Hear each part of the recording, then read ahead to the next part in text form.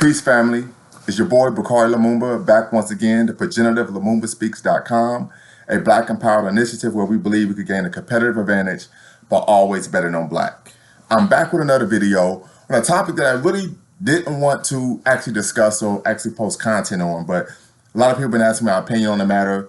And actually, I had an actual situation at the gym. If any of you follow me on the gram, at Body by Lumumba, you all know I love working out. I stay in the gym. And so we had a brother that actually, two brothers actually, one from Somalia, one from Ethiopia, asked me about what were my thoughts about FBA, the FBA Movement Foundation of Black Americans, or ADOS, African Descendants of Slaves.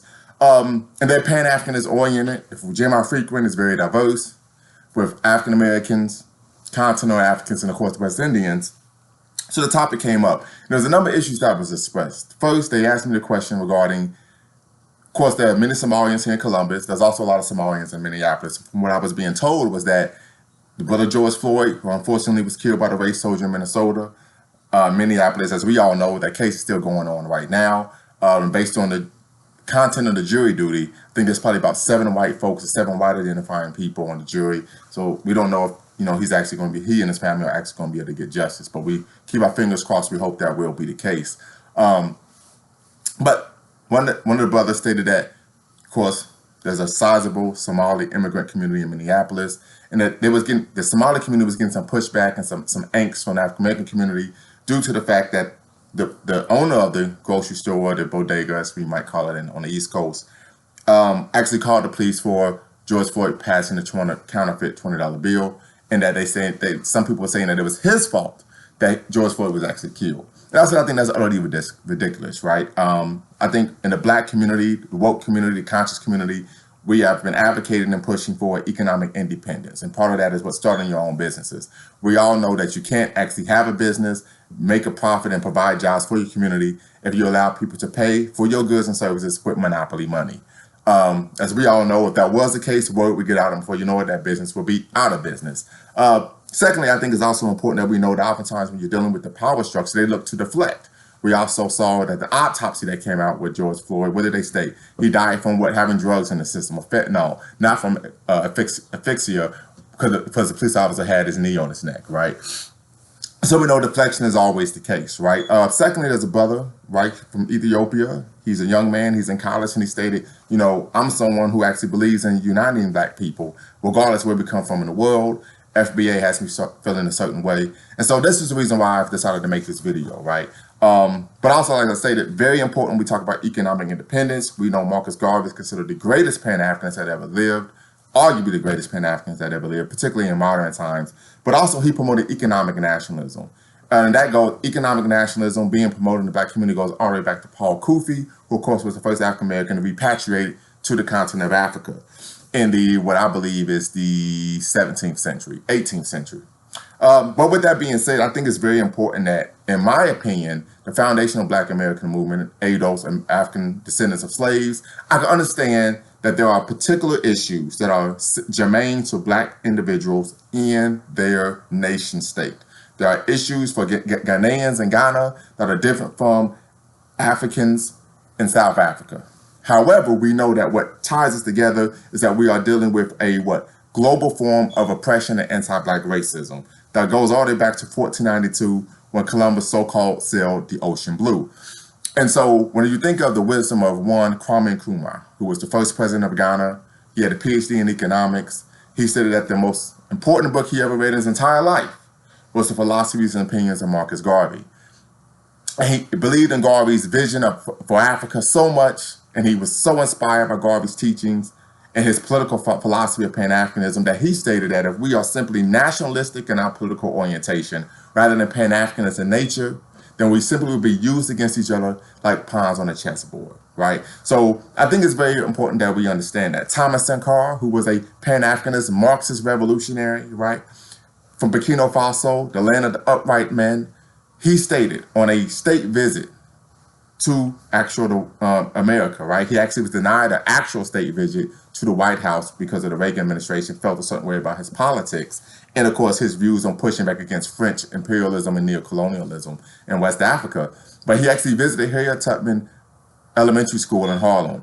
And he stated that for the African revolutionary, my White House is in Black Harlem. This is something he actually stated. If you don't believe me, you can fact check me on this. And Thomas and Carr, actually, by the way, is my son's favorite Pan-Africanist. So shout out to my son, Amir, right? But most importantly, he reiterated this stance, not when he went to the United Nations. So it wasn't just talking black around black people, but then when he got on the national stage around the power structure, he spoke differently, right? Started talking out the side of his mouth.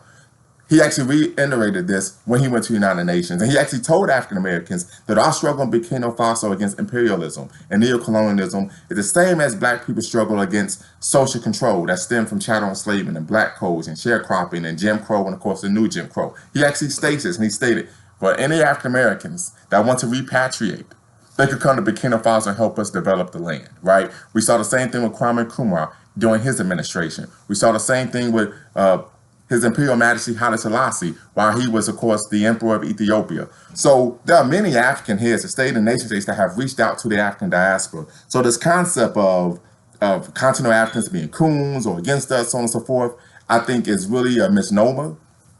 I also believe that we have to be honest with each other when we talk about this issue of, issues in the diaspora between continental Africans, West Indians, and of course African Americans, that the reality of the situation is we really are being played against each other like pawns on a chessboard, right? We understand that the system of white supremacy is global in nature, right? And our response to it has to be global in nature. I think white folk on a macro level, right, not on an individual level, but on a macro level, politically, economically, and socially understood that we often get what we want, and we get it much easier if we work together. If you don't believe me, look at the Berlin Conference, right? That's a great example. But also, I think we also need to understand that, and there's a great sister who's actually a professor at the Purdue University in the Department of Anthropology and African Studies. She actually wrote a book called Muslim Cool, Race, Religion, and Hip Hop in the United States. And she talks about how for many immigrants, the orientation process to America is part of that orientation process is learning anti-Black racism. I mean, literally.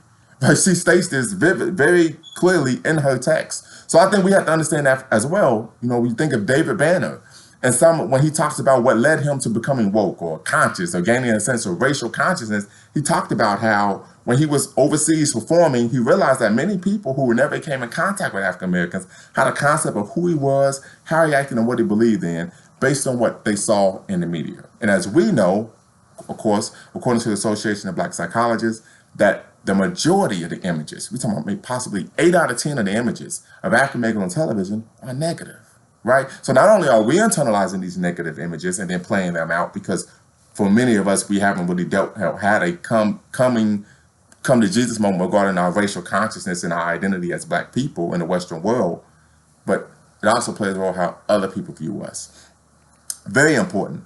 Secondly, I think it's also important we look at the FBA movement or ADOS movement. That to me, this is reactionary, right? It really promotes an Americanized form of tribalism that unfortunately we see oftentimes on the African continent. And as we're fighting with other Black people for scarce resources, rather than actually directing our angst, right, for the actual entity that has created our social, political, and economic quagmire, right? So to me, I actually believe it's very cowardly. For example, I'm gonna use a very colorful example. If someone was to physically assault my daughter, right? And instead of going after the person who physically assaulted my daughter to get justice or, defend my daughter's honor, I go after someone across the street that had nothing to do with what transpired or took place. My daughter be kind of looking at me funny style, like, what's good, Dad? You in the gym, you're boxing, you're hitting the weights, someone does me wrong, you're not even going after the perpetrator. You have to ask questions about that. So I think that's also very important that we understand that. And last but not least, and this is something that we've really seen in all Black movements, independent Black movements, going all the way back to the Maroons, right? Going all the way back to slave revolts, there's always been an impetus on what I would like to call a Sankofa type experience, right? So if you're familiar with the Sankofa bird, which is very popular in Ghana, it teaches us to what? Return and retrieve that which you have lost in order to move forward. And for many of us, that's what learning our history, heritage, and culture. Why is that important? Your history, your heritage, and culture is what helps you have a firm identity. And some of the issues that we see in our community today, and so if it's terms about people engaging in what? Racially disempowering, self-destructive, self-defeating behavior is due to them not having a healthy, firm concept of what it means to be Black in this world, right? So in order to do that, you have to go to the root. We have to understand that our history did not start with slavery, right? There's a reason why we went from pyramids to projects and tenements, right? And that we have to understand that we come from a great, proud, and productive people who what are the fathers and mothers of humanity and human civilization, right? So I say all that to say that for me, I am not an advocate of the FBA movement or ADOS. I am a proud Pan-Africanist, or I always be, and I believe in the unity of African people and that we should all work together as African people to promote the political and economic empowerment of us as a people. As Marcus Garvey taught us when he created the Universal Negro Improvement Association on August 1st, 1914 in Kingston, Jamaica. Race first is the solution to our problems. Appreciate you for listening. Make sure you hit the like button and make sure you hit subscribe. Until next time, peace.